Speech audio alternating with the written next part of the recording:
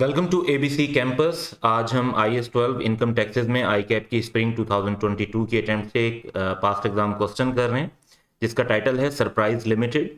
17 marks का ये question है। टिपिकल स्टाइल क्वेश्चन है, थोड़ी सी एडजस्टमेंट के अंदर वेरिएशन हैं। तो डाटा हम देखते हैं कि following information has been gathered for preparing the disclosures related to taxation of surprise limited for the year ended 31 December 2021। तो रेलिवेंट ईयर एंड हमें क्लियर हो गया। फर्स्ट इन्फॉर्मेशन जैसे हमें चाहिए भी, फर्स्ट इन्फॉर्मेशन यही होती है कि अकाउंटिंग प्रॉफिट बिफोर टैक्स क्या है। तो अकाउंटिंग प्रॉफिट 130 मिलियन का गिवन है। इसके बाद वेरियस एडजस्टमेंट्स गिवन है।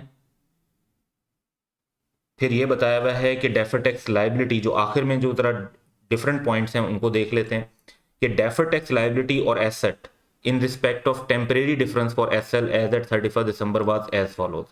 तो ये लाइबिलिटी जो है वो पॉजिटिव में लिखी होगी, जो एसेट है वो नेगेटिव में मेंशन होगा।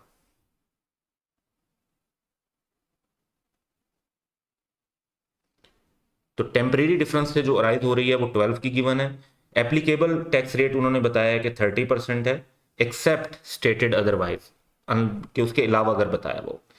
फिर जो आखिरी पॉइंट है ये बहुत कह लें कि यूनिक है। ये अभी तक के क्वेश्चंस में एक दो क्वेश्चन में अनयूज टैक्स लॉसेज यूज हुए हैं कि unused assessed tax losses were ₹50 million till 31st December 2020, which is last year. However, deferred tax asset was recognized only to the extent of ₹12 million on tax losses of ₹40 million. तो 40 million पे 30% लिया, 12 million आ गया। तो पूरे 50 पर नहीं लिया था, 40 पर लिया था। लेकिन इससे एक बात ये भी पता चलती है कि लास्ट ईयर में जो हमारा डेफर टैक्स का बैलेंस होगा वो जीरो होगा, क्योंकि टेम्परेरी डिफरेंसेस पर जो अराइज हो रहा है वो 12 की लाइबिलिटी हो रही है, और डेफर टैक्स लॉसेस पर जो डेफर टैक्स एसेट रिकॉर्ड हो रहा है वो 12 का हो रहा है। तो लाइबिलिटी भी 12 की, एसेट भी 12 का। तो ओपनिंग बैलेंस जो है वो हमारे डेफर टैक्स का वो जीरो बनता है इस बेसिस पर। तो एक तो यहां से ये इंडिकेशन मिलती है, और बाकी जो ऑब्वियसली एडजस्टमेंट्स होंगी उनको हमें इनकॉर्पोरेट करना पड़ेगा। अब हम रिक्वायरमेंट्स देखते हैं। फर्स्ट है कि prepare a note on taxation for inclusion in SL's financial statement for the year ended 31st December 2021, and a reconciliation to explain the relationship between the tax expense and accounting profit. तो tax expense और accounting profit में करना है, तो यहाँ पे specific नहीं कहा कि परसेंटेज में करना है, तो हम अमाउंट वाइज ही कर देंगे जो कि इजी रहता है। फिर सेकंड पार्ट है कि कंप्यूट डेफर टैक्स लाइबिलिटी और asset in respect of each temporary difference as at 31 December 2021। तो ये रिक्वायरमेंट भी है। तो 10 और 17 मार्क्स का क्वेश्चन है। अब इंपॉर्टेंट इसमें यह है कि जो जब हम नोट ऑन टैक्सेशन बनाएंगे और उसको रिकंसाइल करेंगे तो हमें डेफर टैक्स भी चाहिए होता है। तो ऐसा नहीं हो सकता कि हम पार्ट ए को पहले सॉल्व करें और फिर पार्ट बी को सॉल्व करें। हमें दोनों पार्ट्स एक साथ सॉल्व करने पड़ेंगे, फिर ही जाकर हमारा सोल्यूशन फाइनली बनेगा। तो इस वजह से हम पहले फॉर्मेट बनाने की तरफ चलते हैं।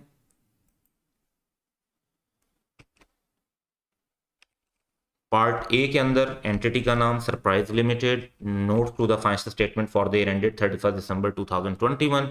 हमने टैक्स एक्सपेंस जो है वो रिफ्लेक्ट करना है,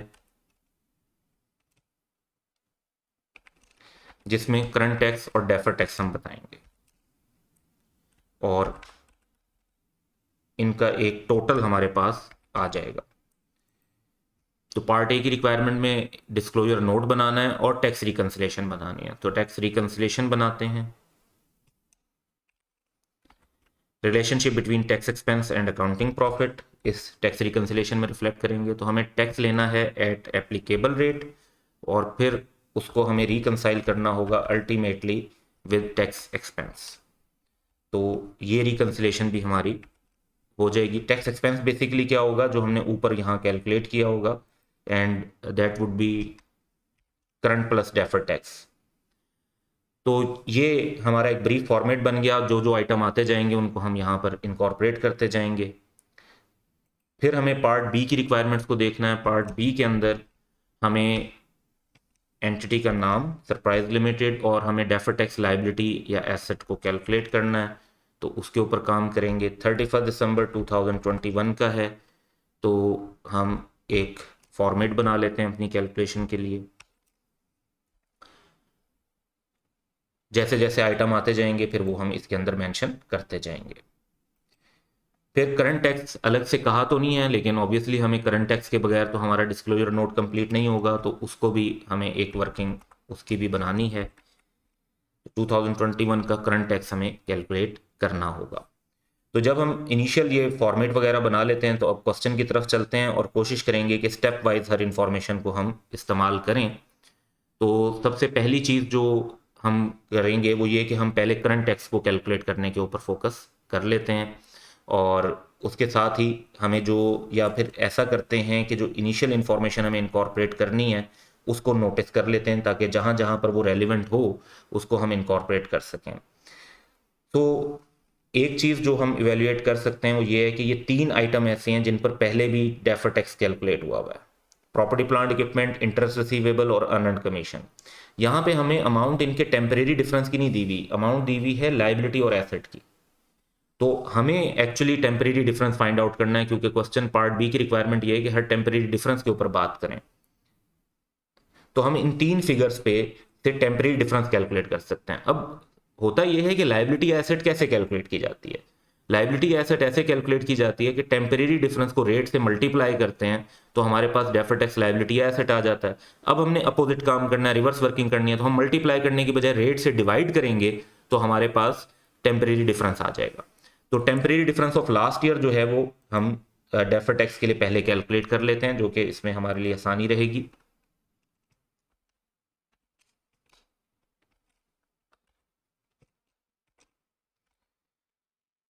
तीन आइटम क्वेश्चन में बताए हुए हैं, property plant equipment, interest receivable और अर्नड कमीशन। उनकी लाइबिलिटीज 18, 3 और 9 ये बताई हुई हैं। 30% का टैक्स रेट है।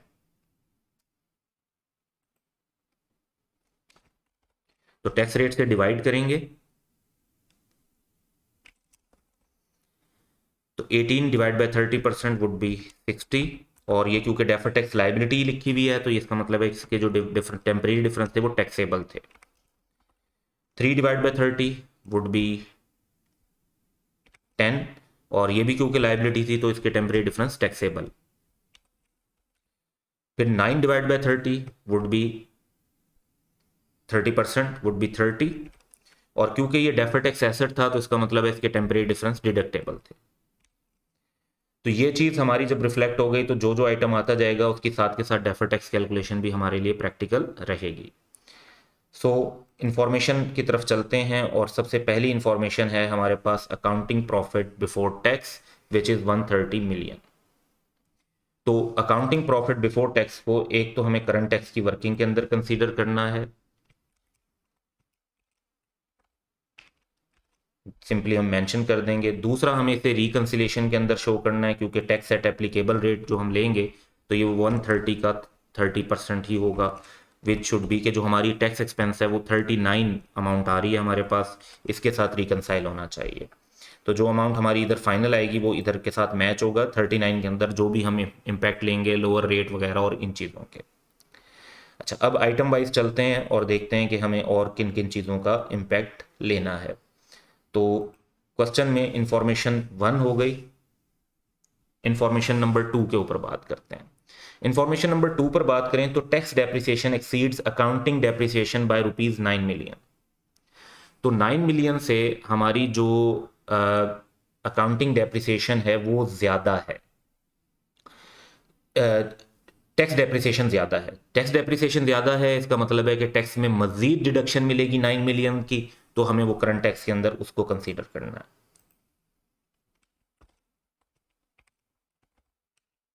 तो ये लेस हो जाएगा क्योंकि टैक्स में ज़्यादा डेप्रिसिएशन की वजह से हमारा टैक्सेबल प्रॉफिट अकाउंटिंग प्रॉफिट की निस्बत कम होगा। अच्छा, अब इसका और इम्पैक्ट क्या है इसका, इसी इंफॉर्मेशन में अगर हम और देखें तो और भी बात है। और बात क्या है, and revaluation loss recognised against revaluation surplus, कि रिवैल्यूएशन का लॉस हुआ against revaluation surplus is ₹6 million, लेकिन ये लॉस प्रॉफिट और लॉस में रिकॉर्ड नहीं हुआ। क्योंकि ये प्रॉफिट और लॉस में रिकॉर्ड नहीं हुआ तो इसे प्रॉफिट में एडजस्टमेंट करने की जरूरत भी नहीं है। Under tax laws revaluation has no effect, यानी टैक्स वाले जो है वो रिवैल्यूएशन के ऊपर टैक्स नहीं लगाते, इससे एक टेम्परेरी डिफरेंस राइज होगा। और इंपॉर्टेंट बात यह है कि ये जो 6 मिलियन का लॉस हमने रिकॉर्ड किया है इसका टैक्स इफेक्ट हमारे प्रॉफिट और लॉस के अंदर वाली फिगर पर नहीं आएगा। तो इसकी दो जगह पर इम्पैक्ट हमें बेसिकली कंसीडर करना है। एक तो आप ये देखें कि हम चलते हैं डेफर्ड टैक्स की तरफ और प्रॉपर्टी प्लांट इक्विपमेंट पे कैलकुलेशन करते हैं। हमारे जो ओपनिंग डिफरेंस थे वो 60 के थे। अच्छा, 60 के जो डिफरेंसेस हैं वो 9 की डेप्रिसिएशन की वजह से बढ़कर 69 हो जाएंगे, क्योंकि हमारी टैक्सेबल टेम्परेरी डिफरेंस है। इसका मतलब है कि कैरिंग अमाउंट ज्यादा थी, अब अकाउंटिंग में डेप्रिसिएशन मजीद कम हुई है, जिसकी वजह से कैरिंग अमाउंट और ज्यादा हो जाएगी, तो 9 की डेप्रिसिएशन ऐड हो जाएगी। लेकिन 6 का लॉस हमने अकाउंटिंग में ऐसा रिकॉर्ड किया एसेट्स पे जो कि टैक्स वाले रिकॉर्ड नहीं कर रहे, तो हमने अपने एसेट की वैल्यू कम की होगी, टैक्स वालों ने कम नहीं की होगी, तो जिसकी वजह से जो हमारा डिफरेंस है वो उनके साथ कम हो जाएगा। तो ओवरऑल नेट इंपैक्ट हमारा क्या पड़ेगा? इंपैक्ट ये पड़ेगा कि 60 के हमारे पहले से टेम्परेरी डिफरेंस थे, 6 का जो हमने लॉस रिकॉर्ड किया टैक्स वालों ने नहीं किया, उससे डिफरेंस कम हो गया। 9 की टैक्स वालों ने डेप्रिसिएशन एक्स्ट्रा रिकॉर्ड की, हमने नहीं की, तो उससे हमारा डिफरेंस मजीद बढ़ गया। तो ओवरऑल डिफरेंस जो है वो हमारा आ गया 63। इस पर 30% टैक्स रेट हम अप्लाई करेंगे तो 18.9 हमारा डेफर्ड टैक्स लायबिलिटी बन जाएगी। तो प्रॉपर्टी प्लांट इक्विपमेंट पर एक इफेक्ट तो ये हो गया। दूसरा इम्पैक्ट ये भी हुआ कि हम जो भी कैलकुलेशन करेंगे, जो भी एक्सपेंस वगैरह निकालेंगे, उसमें हमें इस बात का ख्याल रखना है कि लॉस, अच्छा जब आपको गेन ऑन रिवैल्यूएशन होता है तो उस पर टैक्स एक्सपेंस बनता है, जब आपको लॉस ऑन रिवैल्यूएशन होता है तो उस पर आपका ऑब्वियसली टैक्स में क्रेडिट बनता है या टैक्स इनकम बनती है। वो टैक्स इनकम, अब टैक्स एक्सपेंस होता है तो वो रिवैल्यूएशन सरप्लस में से माइनस होता है, टैक्स इनकम होती है तो वो रिवैल्यूएशन सरप्लस के अंदर जो है वो इंक्रीज करता है, क्रेडिट होता है रिवैल्यूएशन सरप्लस में। तो जो रिवैल्यूएशन सरप्लस को क्रेडिट जाएगा वो हमें यहां पर नोट कर लेना है। 6 के लॉस पर 30%, तो वो इंपैक्ट होगा 1.8 का। अब वंस अगेन याद रखें कि अगर गेन आया होता रिवैल्यूएशन पे तो उस पर टैक्स एक्सपेंस बनता, क्योंकि रिवैल्यूएशन की वजह से लॉस आया है तो उस पर टैक्स इनकम बनेगी, इसलिए हम लेस नहीं कर रहे, ऐड कर रहे हैं। अब ये अमाउंट जो है वो हमारे पास आ गई जी रिवैल्यूएशन सरप्लस के इंपैक्ट की। अब चलते हैं नेक्स्ट पॉइंट की तरफ। Interest income exceeds interest receipt by ₹12 million while commission receipt exceeds commission income by ₹15 million। Opposite, interest में इनकम ज्यादा है, कमीशन में रिसीट ज्यादा है। Under tax laws both are taxable on receipt basis, taxation इनकी receipt basis पर होती है। अब इसके करंट टैक्स पर क्या इंपैक्ट होंगे? करंट टैक्स पर यह इंपैक्ट होगा कि हमारी ऐसी इंटरेस्ट इनकम हुई है कि हम कह रहे हैं इंटरेस्ट इनकम ज्यादा है और रिसीट कम है, तो टैक्स वाले उस इंटरेस्ट इनकम को तो नहीं इंक्लूड करेंगे जो सिर्फ इनकम हुई और रिसीव नहीं हुई। तो इंटरेस्ट इनकम जो कि रिसीट बेसिस पर टैक्स होनी है वो करंट ईयर में नहीं होनी, वो नेक्स्ट ईयर होनी है, तो अभी तो वो लेस हो जाएगी। वो अमाउंट उन्होंने बता दी 12 मिलियन है। फिर कमीशन इनकम, ऐसी जो इनकम नहीं हुई लेकिन रिसीट हो गई है। अब इनकम ना हुई हो और पैसे रिसीव हो गए हो तो हम तो अकाउंटिंग में उसको इनकम नहीं बनाते, उसे हम लायबिलिटी बनाते हैं, उसे अनअर्न्ड कमीशन कहेंगे, अनअर्न्ड इनकम कहेंगे। लेकिन टैक्स वालों ने तो रिसीट बेसिस पर टैक्स करना है, तो वो तो हमारी इनकम के अंदर उसको भी शामिल कर देंगे, हालांकि हमने तो उसे इनकम नहीं बनाया होगा। तो जब टैक्स वाले शामिल करेंगे तो टैक्सेबल प्रॉफिट के लिए हम उसे ऐड करेंगे।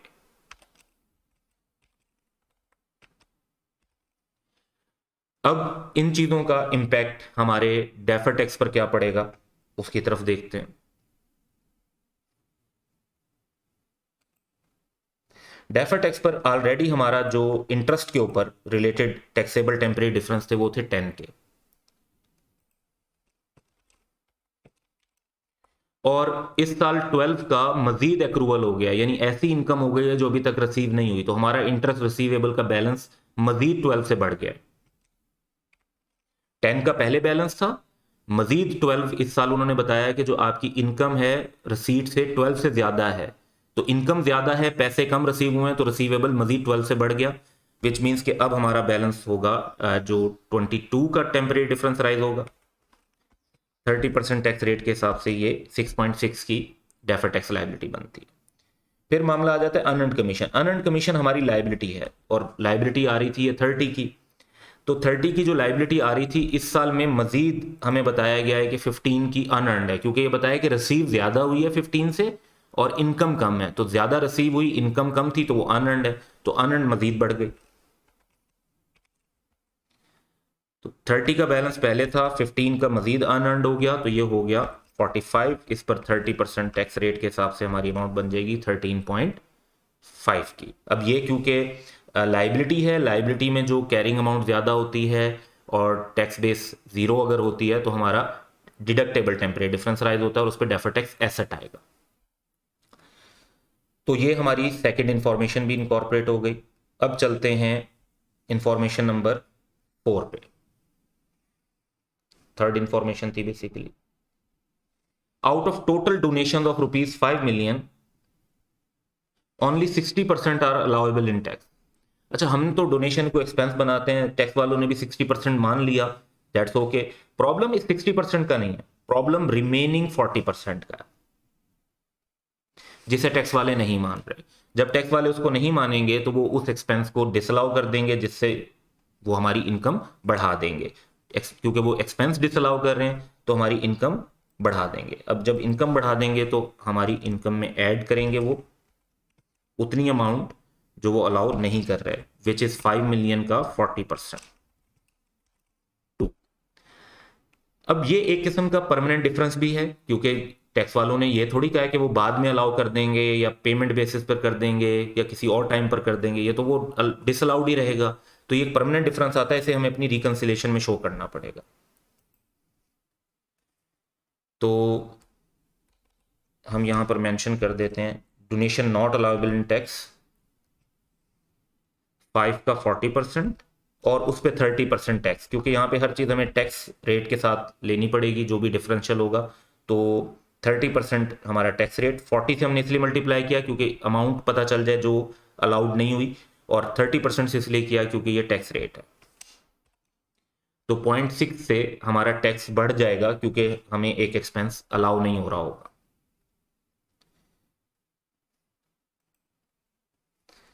फिफ्थ पॉइंट पर चलते हैं। Development cost of ₹25 million incurred in 2021 has been expensed out, यानी हमने क्राइटेरिया मीट नहीं हो रहा होगा तो हमने उसको प्रॉफिट और लॉस में चार्ज कर दिया। Under tax laws development cost are amortised at the rate of 28% per annum on reducing balance basis. तो टैक्स अथॉरिटी उसको एक्सपेंस नहीं मान रहा है, इसका मतलब है कि करंट टैक्स में वो इसको एक्सपेंस नहीं मान रही, तो वो हमारी इनकम में ऐड बैक कर देंगे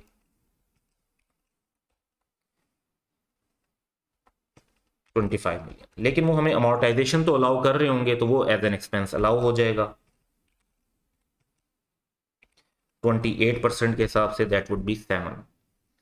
अब इशू ये बना कि टैक्स अथॉरिटीज कह रही हैं कि ये डेवलपमेंट 25 का एक्सपेंस नहीं है, एसेट है, और उसमें 7 का वो अमोर्टाइजेशन अलाउ कर रही हैं।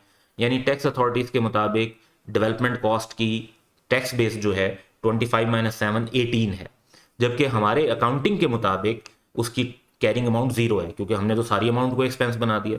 तो यहाँ पर हमारा वंस अगेन एक टेम्परेरी डिफरेंस राइज हो रहा है, और इस टेम्परेरी डिफरेंस को हम इनकॉर्पोरेट कर लेते हैं। डेवलपमेंट कॉस्ट, तो हमारी कैरिंग अमाउंट जीरो है क्योंकि हमने सारा एक्सपेंस बनाया। टैक्स वालों की नज़र में टैक्स बेस 18 है। अब carrying amount zero, tax base 18, carrying amount asset की अगर कम हो तो डिडक्टेबल टेम्परेरी डिफरेंस राइज हो जाएगा। 30% का टैक्स रेट है, तो that would be 5.4 defer tax asset. तो ये पॉइंट हमारा यहां पर भी आ गया, कवर हो गया। अब हम चलते हैं नेक्स्ट पॉइंट पर। Capital work in progress as at 31 December include borrowing cost of ₹8 million incurred in 2021. Under tax laws borrowing cost is allowed in the year in which it is incurred, यानी tax वाले borrowing cost को expense बनाते हैं। हमने IAS 23 apply करते हुए हमारा जो कैपिटल वर्क इन प्रोग्रेस है वो क्वालिफाइंग एसेट होगा तो उसको कैपिटलाइज कर दिया। अच्छा, अल्टीमेटली तो हमने भी एक्सपेंस बना देना है, लेकिन वो बनाना है थ्रू डेप्रिसिएशन के। एसेट बनेगा, एसेट फिर अवेलेबल फॉर यूज होगा, फिर उसकी डेप्रिसिएशन चार्ज होगी, तो वो ओवर द पीरियड एक्सपेंस बन जाएगा। टैक्स वाले सारा उसी पीरियड में एक्सपेंस बना रहे हैं जिसमें इनकर हुई, हम उसे over the useful life expense बना रहे होंगे। तो एक्सपेंस दोनों बना रहे हैं लेकिन डिफरेंट टाइम पीरियड में, तो ये एक टेम्परेरी डिफरेंस है। बहरहाल टैक्स वाले हमें इस साल ये जब एक्सपेंस अलाउ करेंगे तो वो हमारे टैक्सेबल प्रॉफिट को रिड्यूस कर देंगे।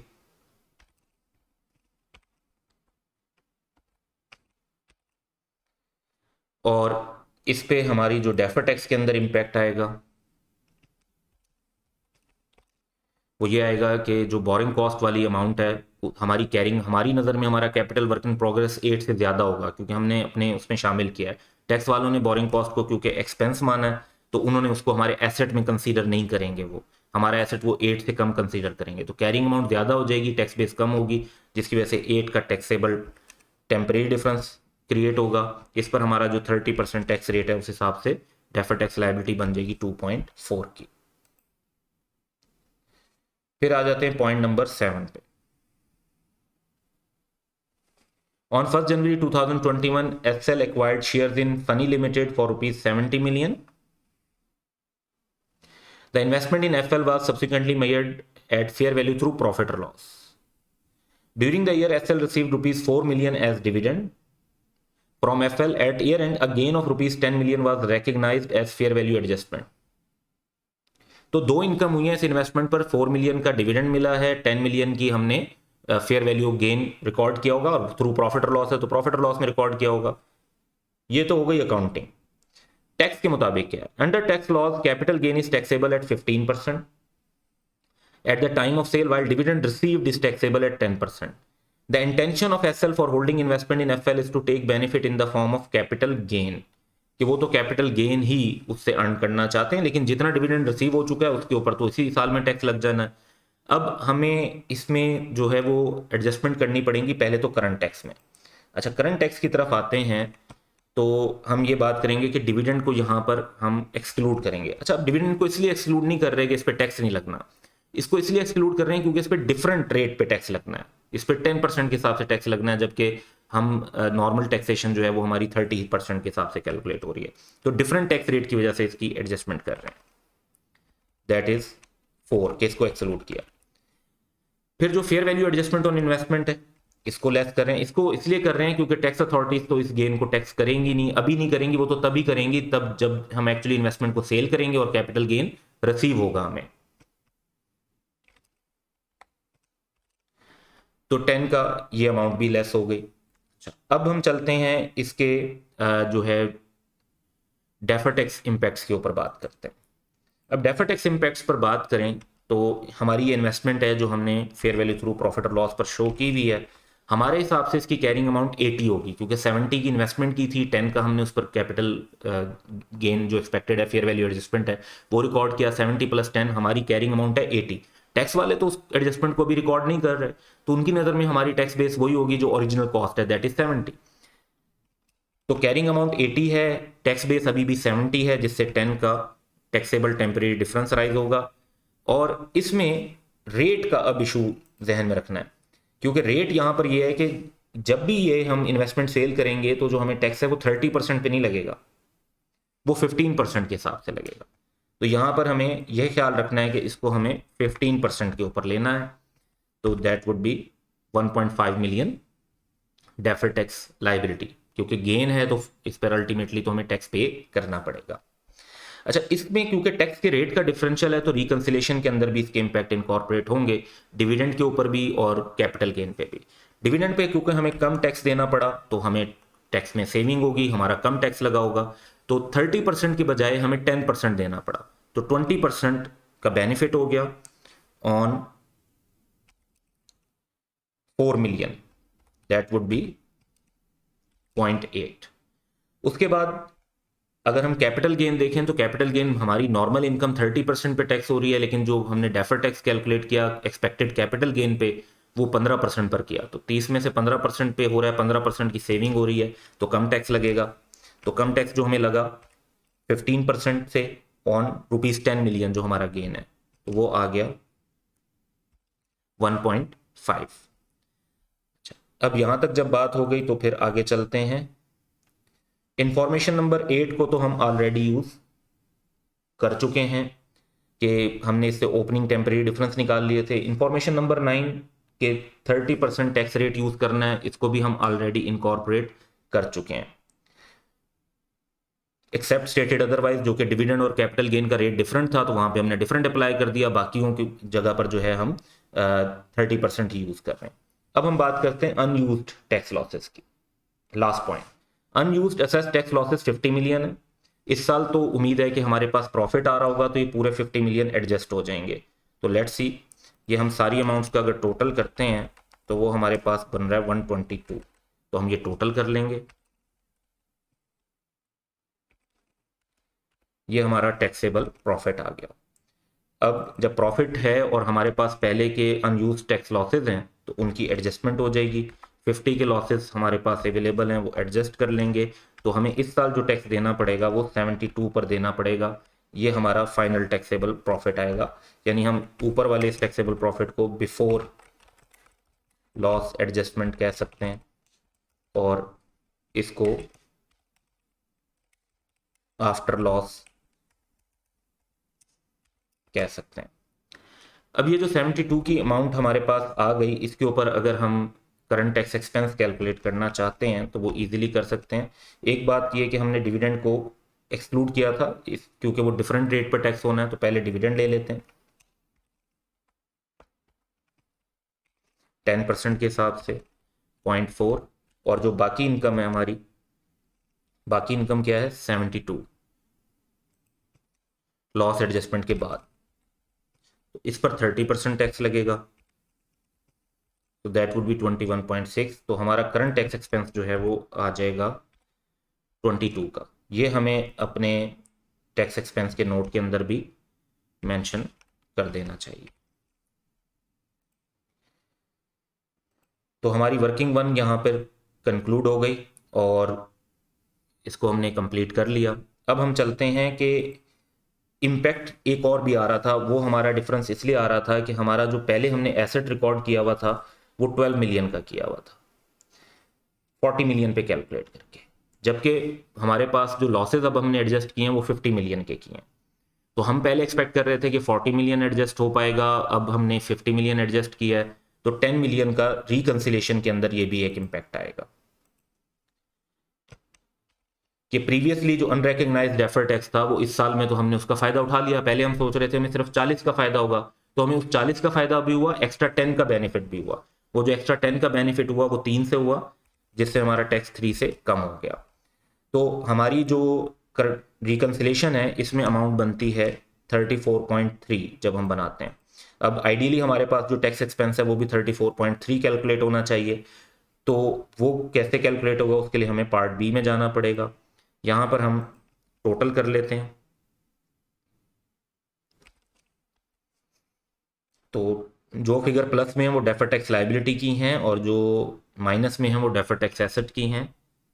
तो 10.5 की अमाउंट हमारे पास बन रही है नेट डेफर्ड टैक्स लायबिलिटी की। इसमें अगर हम ओपनिंग बैलेंस की बात करें तो जैसे हमने क्वेश्चन के स्टार्ट में डिस्कस किया था कि ओपनिंग बैलेंस असल में, क्योंकि 12 का डेफर्ड टैक्स लायबिलिटी है टेम्परेरी डिफरेंस पे और 12 का ही अनयूज टैक्स लॉसेस पर हमने डेफर्ड टैक्स एसेट बनाया हुआ था, तो नेट इम्पैक्ट जो है वो 0 का है।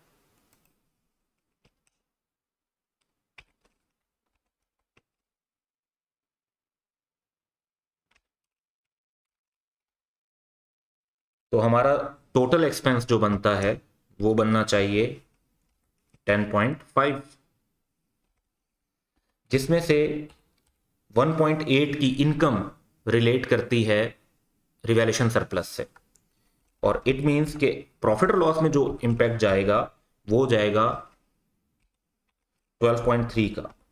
तो जो एक्सपेंस या इनकम, बेसिकली एक्सपेंस आ रहा है, वो हमारा प्रॉफिट और लॉस में रिकॉर्ड होना चाहिए, वो 12.3 का होना चाहिए। तो कॉन्सेप्ट बेसिकली ये बना, और इसको अगर मैं एक सिंप्लीफाई करने के लिए टी अकाउंट के अंदर अगर आपको रिफ्लेक्ट करूं तो हमारी opening deferred tax liability net 0 थी, क्लोजिंग हमारा बैलेंस ये है।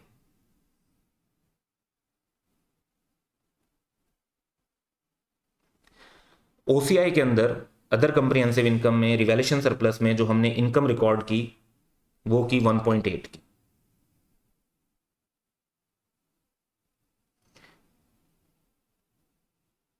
तो प्रॉफिट और लॉस में बैलेंसिंग फिगर कितनी एक्सपेंस की चार्ज होनी चाहिए? तो आंसर है 12.3। तो ये हमारे पास डेफर्ड टैक्स की अमाउंट भी आ जाती है कि प्रॉफिट और लॉस में डेफर्ड टैक्स का एक्सपेंस कितना बनना चाहिए।